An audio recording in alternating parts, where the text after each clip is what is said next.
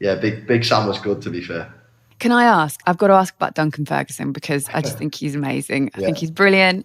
And I think that in that small period of time where he was like the boss, and he did that run up the touchline and he grabbed the ball boy and like I just think he's wicked. And I loved him as a player and I just think he's just mad, isn't he?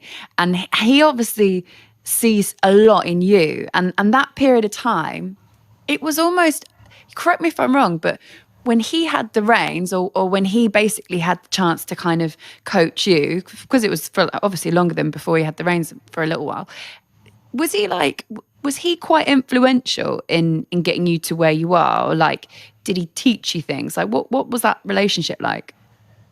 The Big Dunk has been the best possible mentor, I could have had. He was in the first team when I joined the team as a 19-year-old, and he's still there now. So Big Dunk's been behind the scenes with me from start to now. And one thing when he got the manager's job is that I had the number 9 shirt at the start of that season, but it was almost when he became the manager, he made me feel like the number 9. It was kind of the confidence boost that I needed. He pulled me aside straight away. He said, "You're playing on Saturday. You're my number 9, you're my man," basically. And that was all I needed to hear because I'd never heard that before from anybody.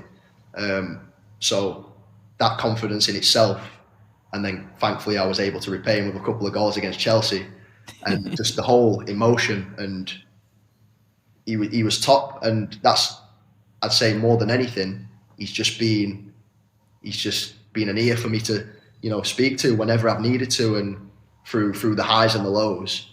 When I'm going through a little goal drought, it's, "You're the man, lad. You're the man. Keep plugging away. You're the man."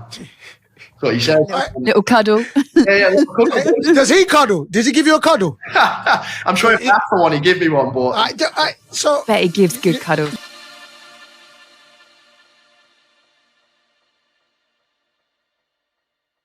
I experienced it at Sheffield United, where there was rumours that Everton was coming in for me, and I was going to go to Everton for £1 million or whatever it was.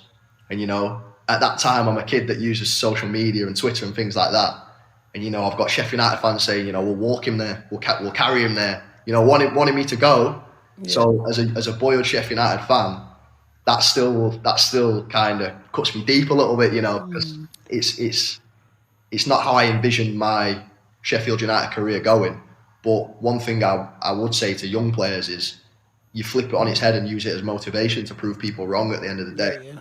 And that's what I've always tried to do. And then I went to Everton, and you deal with, it's levels. The higher up you get, if you're under more and more scrutiny as a football player. So you have to kind of learn to deal with it at that scale, and gradually progress to be able to deal with it at an even higher scale.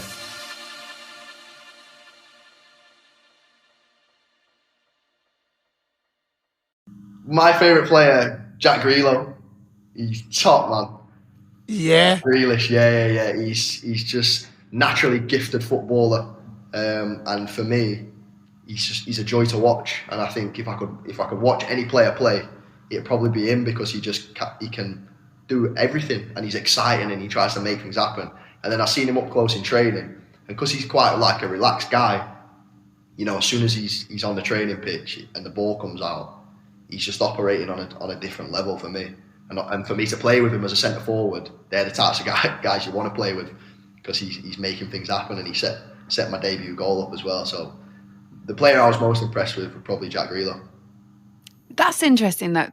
Did it surprise you that it took a while for him to get to that stage and to get that call up? Because it was a bit of a sort of a public outcry, wasn't it? Where everyone was like, when's he going to be included? When's he going to get his chance? Then when he did get included, when's he going to get his start? Well, obviously seeing him up close and personal, I seen how good of a player he was, and watching the league, I seen what he was doing in the league. So I think it was only a matter of time until he got his chance. He just had to stay consistent and keep doing what he was doing, and finally he's got it. And when he played, I thought he did really well.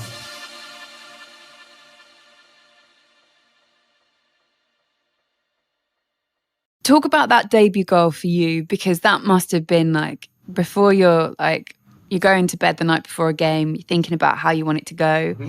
And obviously you're thinking, I want to score a goal. And what was it like?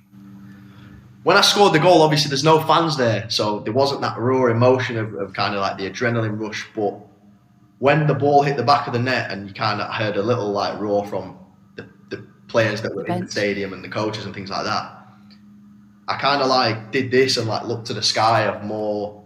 It was like, if you can imagine, you've thought about something your whole life and you've invested everything you've kind of got into achieving that moment, and then the ball finally hits the back of the net for England and you're wearing a number 9 shirt, and it was like relief really, to kind of know that I'd scored on my England debut, and the whole scenario didn't really hit me until I actually got home. I think I was in a bubble of, you know, just one thing after another. You know, you're thinking about the next game, and I scored, and I was doing interviews and things like that. So it was quite a whirlwind, but to kind of achieve that and on my debut, I was thinking a little bit, you know, how proud my family would have been, and I couldn't wait to speak to like my mum and my dad and things like that, just to say, you know, I've done it. No one can ever take that away from me.